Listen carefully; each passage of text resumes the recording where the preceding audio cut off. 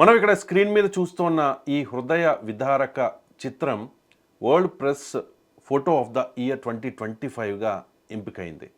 So ఈ చిత్రాన్ని చూసిన ఎవరికైనా కూడా మనసు చలించిపోతుంది. ఒక బాలుడు రెండు చేతులు కోల్పోయి చాలా దీనావస్థలో ఉన్న పరిస్థితి.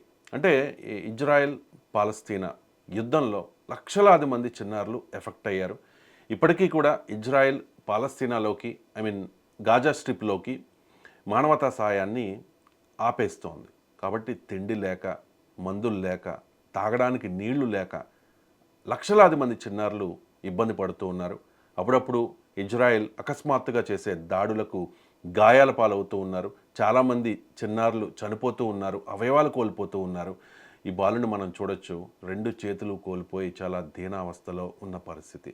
సో ఈ చిత్రం ఏం చెబుతుంది తెలుసుకుందాం. ఎంజీ రావు గారు ఉన్నారు, అంతర్జాతీయ నిపుణులు. ఎంజీ రావు గారు, చాలా హృదయ విదారకమైన చిత్రం ఇది. సో ఈ చిత్రం ప్రపంచానికి ఏం చెప్తుంది? ఆధునిక యుద్ధం యొక్క దుష్ఫలితాలని ఇది మనకి ఆవిష్కృతం చేస్తుందండి. ఈ ఫోటో ఒకప్పుడు వియత్నాంలో నాపాం బాంబు ఉపయోగించినప్పుడు, కోవిడ్ వచ్చినప్పుడు కొన్ని ఫోటోలు ఎప్పుడు పాపులర్ అవుతాయి అన్నమాట. వరల్డ్ ప్రెస్లోనే the best of the best ఫోటోగా ఎంపిక అయిందంటే ఒక ఆధునిక యుద్ధం యొక్క దుష్ఫలితాలని ప్రపంచం ముందు ఆవిష్కృతం చేస్తుందన్నమాట ఈ ఫోటో. ఇప్పుడు పాలస్తీనా ఇజ్రాయెల్ వార్ అక్టోబర్ 7, 2023 మొదలైందండి. ఈ యుద్ధం ఎంతటి విపత్కర పరిస్థితిని మన ప్రపంచం ముందు ఉంచుతుందంటే, మూడో ప్రపంచ యుద్ధం అంటూ వస్తే, అంటే మూడో ప్రపంచం ఏ ప్రాంతంలోనైనా యుద్ధం అంటూ వస్తే ఈ ఫలితాలు అనమాట. మీకు ఈ విషయాన్ని ఒక దాంతో మీకు మొదలు పెడతానమాట, ఆవిష్కృతం చేయమన్నారు కాబట్టి. రామాయణంలో రాముడు చెప్తాడనమాట, యుద్ధం మొదలు పెట్టేద్దామని. ఎందుకంటే భార్యను అపహరించాడు కదా రావణుడు. అప్పుడు రాముడు చెప్తాడనమాట, ప్రపంచంలో యుద్ధం అనేది రెండు సంస్కృతులను నాశనం చేసేస్తుంది, మానవ వినాశనానికి కారణం అవుతుంది. కాబట్టి దాన్ని ఎట్టి పరిస్థితులు ఆపడానికే కృషి చేయాలని చెప్తుంది. ఇప్పుడు ఈ ఫోటో, ఈ వరల్డ్ ప్రెస్ రిపోర్ట్ ఇది మనకి ఇవ్వగానే దానికి అర్థం ఏంటంటే ఇలాంటి యుద్ధాలు జరగకుండా ఆపమని. అది ఇప్పుడు ఈ ఫోటో దాన్ని బట్టి మనకి ఏంటంటే, ఈ పిల్లవాడు వాళ్ళ తల్లిని చేతులు కోల్పోయిన తర్వాత డాక్టర్ కట్లుప్పగానే వాళ్ళ అమ్మని ఒక ప్రశ్న వేశాడంట. అది హృదయ విదారకం అనమాట. టెర్రిబుల్ హారిబుల్ సిచ్యువేషన్ అనమాట. ఏమని ప్రశ్న వేశాడంటే, అమ్మ ఈ రోజు నుంచి నిన్ను ఎలా కౌగలించుకోవాలి అని. అది ప్రశ్న అనమాట. ప్రపంచం నెవ్వరపోయింది ఫోటో. ఎందుకంటే ప్రస్తుతం ఇజ్రాయెల్ పాలస్తీనా మధ్య జరుగుతున్న యుద్ధం అంటే మీకు ఒక్కటేనండి, సింపుల్గా చెప్పేస్తున్నా మీకు క్లుప్తంగా, కన్సైజ్లీ యాజ్ పాసిబుల్. ఈ యుద్ధం ఏంటంటే రెండవ ప్రపంచ యుద్ధంలో లండన్, జర్మనీ కొన్ని నగరాల, పోలాండ్ నగరాల మీద వాడిన బాంబుల కంటే ఎక్కువ బాంబులు పాలస్తీనా స్ట్రిప్, చాలా చిన్న టెరిటరీ అండి, దాని మీద వాడుతుంది ఇజ్రాయెల్.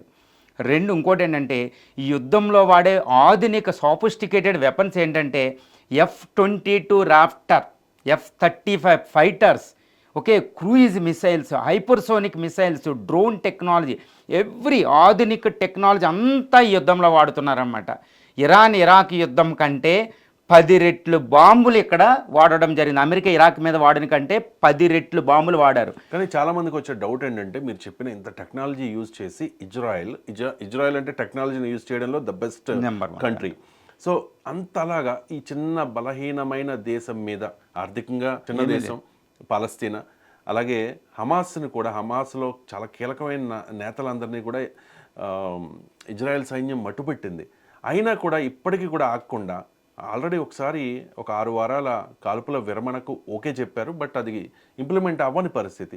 ఇప్పటికీ కూడా గాజా మీద ఏ క్షణంలో ఎప్పుడు ఇజ్రాయెల్ అటాక్ చేస్తుందో, ఎంతమంది చనిపోతూ ఉన్నారో తెలియని పరిస్థితి. ఎందుకు ఇజ్రాయెల్ అంత కక్షగట్టి, కక్షానాలో ఏమనాలో మరి, గాజా మీద విరుచుకుపడడానికి కారణం ఏంటి?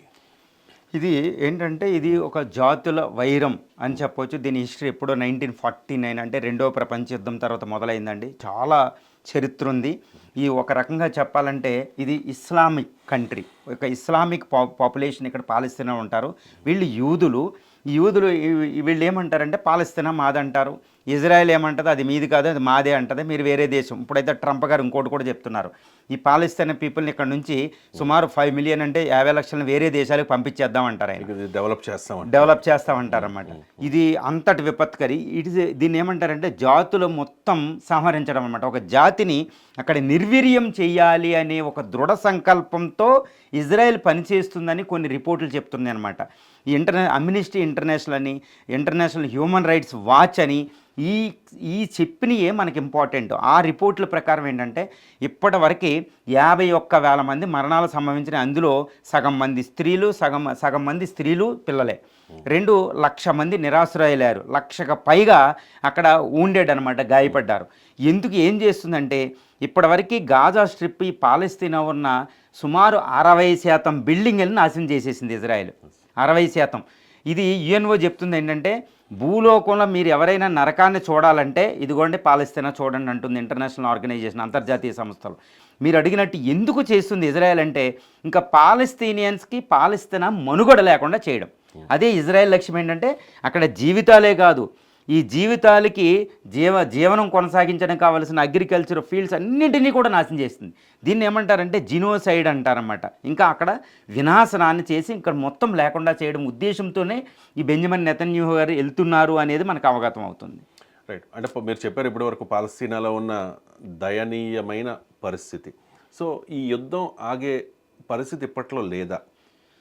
ఈ అక్టోబర్ 7న ఇజ్రాయిలైట్స్ మీద ఒక ఫంక్షన్ జరుగుతుంటే దాని మీద వీళ్ళు అటాక్ చేశారు హమాస్ తీవ్రవాదులు. హమాస్ అంటే ఏంటంటే తీవ్రవాదులుగా మన ఇండియా ప్రకటించలేదు, అంతర్జాతీయంగా ఇజ్రాయెల్ వెస్ట్రన్ కంట్రీస్ గుర్తిస్తాయి. హమాస్ అంటే ఇప్పుడు పాలస్తీనానికి రిప్రజెంటేటివ్, దానికి నాయకత్వం వహిస్తుందన్నమాట, పాలస్తీనా లిబరేషన్ ఆర్గనైజేషన్ లాగా. ఈ హమాస్ అనే దానికి ఎక్కువ సపోర్ట్ ఇరాన్ ఇస్తుందన్నమాట. ఈ ఇరాన్ ఎక్కువ ఇస్తుంది హమాస్కి. ఆ పక్కన ఇంకోటి ఉంటుంది, లిబియాలో హిజ్బుల్లా అని ఒకటి ఉంటుంది. ఈ 2 కలిసి ఇజ్రాయెల్ మీద అటాక్ చేస్తూ ఉంటాయి అన్నమాట. ఇప్పుడు ఈ అక్టోబర్ 7వ తారీఖున ఇజ్రాయెల్స్ కొన్ని 100 మందిని వీళ్ళు చెరబట్టారు, కిడ్నాప్ చేశారు ఈ హమాస్ తీవ్రవాదులు. ఈ హమాస్ తీవ్రవాదులు వీళ్ళని వదలము అంటున్నారు. ఇజ్రాయెల్ ఏమంటుంది, వాళ్ళు వదలకుండా అన్కండిషనల్ మీరు వదిలితేనే యుద్ధం ఆపుతామంటారు. ఈ మీనివేళ యుద్ధం చేస్తారు. హమాస్ ఏమంటారు, మీరు యుద్ధ ఖైదీలను వదలమంటారు. వీళ్ళిద్దరి మధ్యన అసలు సంధి కుదిర్చేవాళ్లే లేరు. అమెరికా కుదిర్చిందంటే దాని స్వప్రయోజనాలు చూసుకుంటాయి. కాబట్టి ఒకరోజు మీరు అన్నట్టు ఒకరోజు ఆగినట్టు ఉంటుంది, 7 రోజులు ఆగినట్టు ఉంటాయి, కానీ యుద్ధం కొనసాగిస్తాయి. ఇజ్రాయెల్ కొన్ని పరిమితులు ఏంటంటే మొత్తం నాశనం చేద్దామని. హమాస్ ఏం చేస్తుంది, రిప్రజెంటేటివ్ నేనే నాయకుడు, అక్కడ కూడా గొడవలు ఉంటాయి. సో ఈ యుద్ధం కనుసూపు మేరలో ఆగే పరిస్థితి లేదు. ఒకవేళ ఆగినట్టు కనపడినా యుద్ధం ఆగే ఉండదు, అలా కోల్డ్ వార్ జరుగుతూనే ఉంటుంది. ప్రపంచ పోలీస్గా బిహేవ్ చేసే అమెరికా ఎందుకు సైలెంట్గా ఉంది? అండ్ ఇంకొకటి, ఇజ్రాయెల్కే ఎడ్జ్ చూపిస్తోంది, ఇజ్రాయెల్తోనే మిత్రదేశం ఇజ్రాయెల్కి అమెరికా, రైట్. మరి ఎందుకు సైలెంట్గా ఉన్నట్టు? ఎందుకంటే ఇప్పుడు జో బైడెన్ గారు అంటే ఫుల్ సపోర్ట్ చేసేసారు నెతన్యాహు ఇజ్రాయెల్కి. కానీ ట్రంప్ గారు ఏంటంటే యుద్ధం ఆయన ఎలక్షన్లోనే చెప్పేశారు, నేను వచ్చాను అంటే యుద్ధం ఆపుతానని. కానీ ఆయన వచ్చిన తర్వాత కూడా యుద్ధం కొనసాగడం ఆశ్చర్యకరం అనమాట. ఎందుకంటే ట్రంప్ గారు కూడా ఇజ్రాయెల్ అనేది ఇంకా యుద్ధం చేస్తేనే బెటర్ అనుకుంటున్నారన్నమాట. ఎందుకంటే ఇరాన్ రీసెంట్గా ట్రంప్ గారు వచ్చేటప్పటికి సిరియాలో గవర్నమెంట్ పడిపోయింది. ఆ సిరియన్ గవర్నమెంట్ ఇరాన్కి సపోర్ట్ చేస్తూ ఉంటుందన్నమాట. ఇప్పుడు ఇరాన్ యాక్సెస్ ఆఫ్ రెసిస్టెన్స్ అని 3 తయారు చేసి పెట్టుకుందనమాట. వాళ్ళకి స్టేట్ కాదు. పాలస్తీనాలో హమాసు, ఈ లెబనాన్లోనేమో హిజ్బుల్లా, యెమెన్లోనేమో హౌతీస్. ఈ 3కి వీక్ అయి ఉన్నారు, బలహీనపడి ఉన్నారు. ఈ 3 బలహీనపడితే ఇరాన్ వీక్ అవుతుందన్నమాట.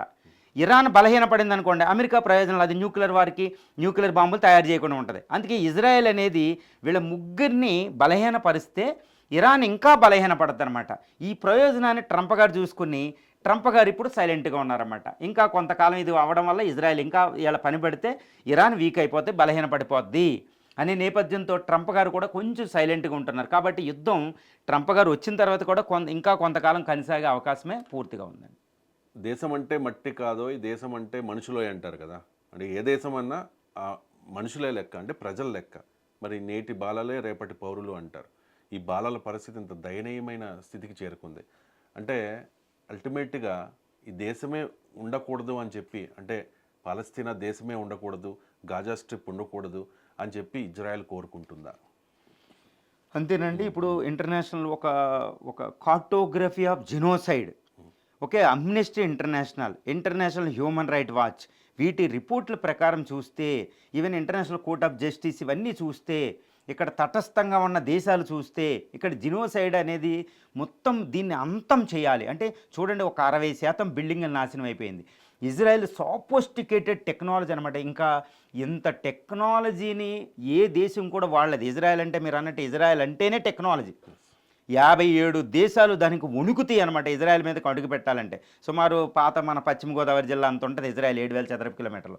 కానీ టెక్నాలజీ వాడడంలో అదే అంత ఆధునికమైన టెక్నాలజీని అసలు స్టేటే అస్తిత్వం లేని ఒక పాలస్తీనా మీద వాడుతుందంటే ప్రపంచ సంస్థలు ఏం చేస్తున్నాయి అనేది ఒక పెద్ద దిగ్భ్రాంతి కొలిపే అంశం అండి ఈ పాలస్తీనా. అంటే ఇప్పుడు మన ఇండియా ఉందంటే పాలస్తీనాకి సపోర్ట్ చేస్తుంది, ఇజ్రాయెల్కి సపోర్ట్ చేస్తుంది. ఇట్స్ ఏ డిఫరెంట్ అనమాట విదేశాంగ విధానంలో.